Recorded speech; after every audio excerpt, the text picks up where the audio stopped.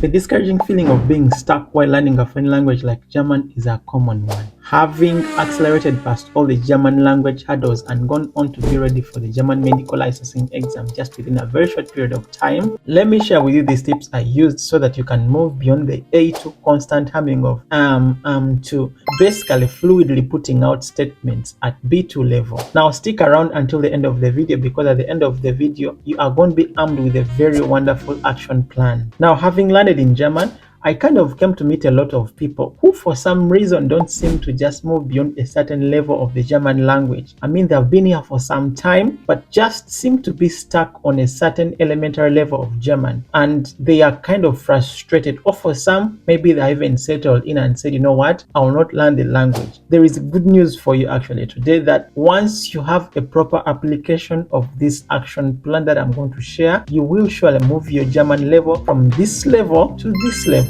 Now, to start with, German is classified according to this level, with A1 being the most beginner level and C2 being like the most advanced level of German. This classification is done by the Common European Framework of Reference for Foreign Languages. Before we even dive into the video, for you to be able to assess which level of German you are, I recommend that you take this free Goethe Institute test to fully establish which level of German you actually are at. Although they seem to be very near to each other, A2 and B2 are actually very, very different levels, and people on both these levels are able to do totally different things. There is such a huge divide between these two levels. Now let's zoom in onto the levels themselves. A2, it's also referred to as the pre-intermediate level of German. At this level, the CEFR recommends that one is able to have learned 1,000 to 2,000 words. Somebody at A2 level is able to read a number of texts, but usually these are very simple texts. When it comes to movies at A2 level, you are really not able to do much. I mean, you are not able to watch a movie even with subtitles, if at all it's like a normal movie in German. But one can be able to basically watch this movie here called Nikosweg, which is a special movie made for specifically German learning. For the output aspect of the German language level A2, one is able to speak simple statements about themselves and about the family, and maybe a few things about friends here and there. When it comes to grammar and the tense and other things which have to do with the language, you have to have mastered the present tense. Ich esse,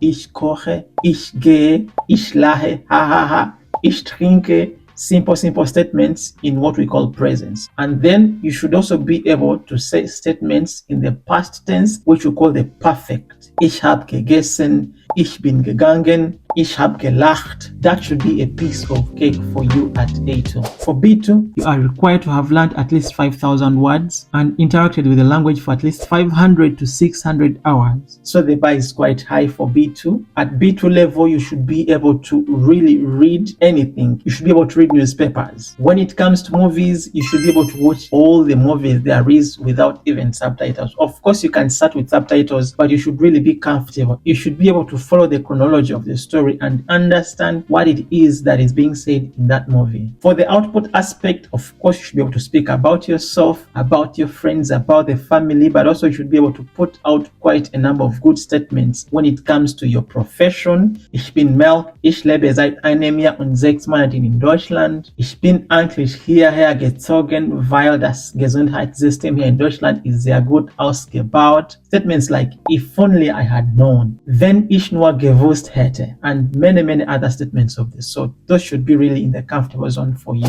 Now, you might have noticed that, actually I cannot be able to speak this or speak that, but calm down. I think this is the point where you really need to actually start learning. If at all I've mentioned something on a particular level that you're not able to do. So you might be wondering and be like, Mel, where is the plan? So here is the plan. And I have basically divided this plan into 4 steps. The first step is for you to be very intentional about learning. You have to put that out as a mission statement, as a goal. So you have to be very clear with yourself that you are on a journey to improve your German and not somehow think that it's just going to happen by accident. Just because you can put a few phrases here and there, and sometimes, of course, with a lot of grammatical error, does not mean that you don't need the intention of learning the language. And of course, if you're watching this video, that means you're intentional about improving your language. And then step 2 is have a plan of how you're going to do this. I mean, being intentional and having the motivation is good enough, but if you don't have the exact plan of how you're going to execute this, then it does not bring any good. So I basically recommend that you actually divide your learning into active learning and passive learning. What is active learning and passive learning? Active learning, this is a point where you cut out specific hours out of your day and be very intentional about learning. Usually I recommend that you do at least 2 hours a day. Of course, I understand if you're somebody who is busy, maybe if you can only afford 1 hour, it is still okay. That should also be the time, not when you're exhausted from the day, when you've done everything productive. This is the time where your mind is most receptive. Some people learn better in the morning, others learn better in the afternoon, others learn better in the night. So during the intensive learning, you are basically doing the input of the language. This is not the time you're trying to speak, it's the time you're sitting down to take in the tenses, the grammar, and of course the vocabulary. You can choose to do this, of course, from Monday to Friday and rest over the weekend. So during this time, what's happening is you are either sitting before a tutor whom you've signed up. In case it's not the case, that means you are most likely watching one of the YouTube videos of somebody instructing in German and tackling a specific grammatic thing. So what is passive learning? Passive learning is basically now the rest of the day where you have other gaps. For example, for moments where you are commuting to work or commuting from work. During that time, if you're driving to work or maybe you're using a train or whatever, you plug in and learn the language passively. That means you're listening to things like podcasts on news. There is actually a very wonderful news channel if you're here in German called Tagesschau. They have something called Nachricht in Leicht. Even if it is kind of passive, your brain is learning something. Other aspects of the passive learning is during those breaks, the lunchtime break, the tea break, or those other breaks that happen at work. Kind of, not actively very intense, but yeah, still taking a bit of the language. At the end of the day, you're learning. Now, step 3 is actually what I've called the zoom in into the specific plan that you're having. For that particular day, you don't go to bed if you've not learned at least 5 new words. For me, that's a challenge I gave myself. I could not go to bed without learning at least 5 new words. Of course, don't learn so many words so that you can end up overwhelming your brain. The maximum should be around 10 words for that day, depending, of course, on the time pressure you have on yourself to learn the language. By the way, you'll be amazed at how much the brain can do once somebody is under pressure. The trick here also is that you'll have to learn the words in context. Don't learn the words in isolation. When you learn in context, it's like the brain paints a mind map and memory sticks better that way, other than just getting some random word and pushing it in your head. That's a total waste of space and energy and time. The other hack as part of step 3 is for you to pay attention to how the natives are pronouncing the words they are speaking. Always pay attention to the pronunciation of these words. Plus, never forget to learn the word if it's a noun with its article. If you are, however, interested in translating or rather seeing how the whole sentence or a paragraph is read in German and you want to just have a voiced way of how it could be read, I don't recommend that you use DeepL. What I recommend that you do is that you put into Google Übersetzer, not Google Translate. Google Translate is kind of the English version. There is something called Google Übersetzer, and then you'll get the context of how this could be spoken out in German. Step 4 is having consistency. Why consistency? Is because you can have very wonderful motivation, you can have a very wonderful plan,